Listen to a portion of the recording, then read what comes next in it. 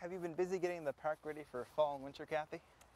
There's always a lot to do in the garden this time of year, Matt. And there certainly is. A lot of people are thinking about their compost this time of year. We're actually at the Compost Clinic here at College Park. What should we be doing?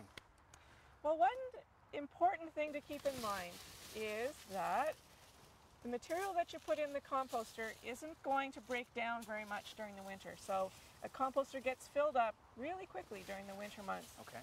So that's why it's important to start off the winter with your composter as empty as possible. Okay.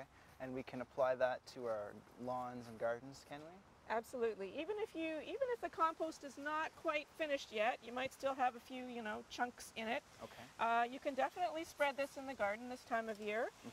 You can spread it over the top around the plants. If you're already going to be digging in the garden, harvesting your potatoes or whatever, you can just dig this right in. So you get rid of as much of it as possible, so that you're starting with your composter fairly empty. Now, once it's empty, what should we be doing after that? Well, another important thing to think about in the fall, all the leaves are falling from the trees, and adding leaves to your composter really helps the process to work much more quickly and much more effectively. So it's a great time of year to save some leaves for next year for layering into your composter. So don't put them all out at the curb, rake them up and save some. Okay. Now, once we've got our leaves saved, we should layer them, I believe, right? Yes, and this goes whether you're composting in the fall, the winter, the summer, any time of year.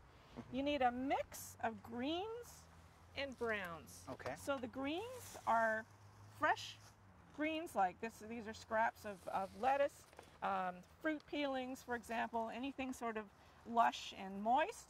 You want to alternate those greens with the dry browns.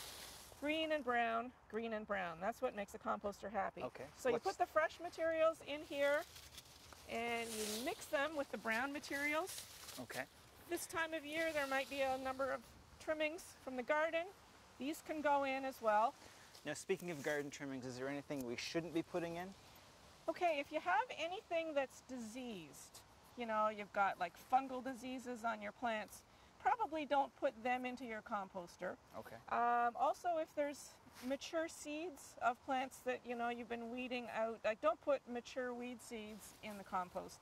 A backyard composter you don't always get enough volume of material to make the pile heat up.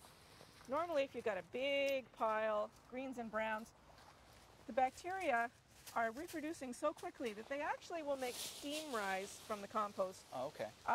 And if you've got a hot compost like that, that will kill any weed seeds, it will kill any disease organisms. But to be on the safe side, most people don't have the time to pay a lot of attention to their composters.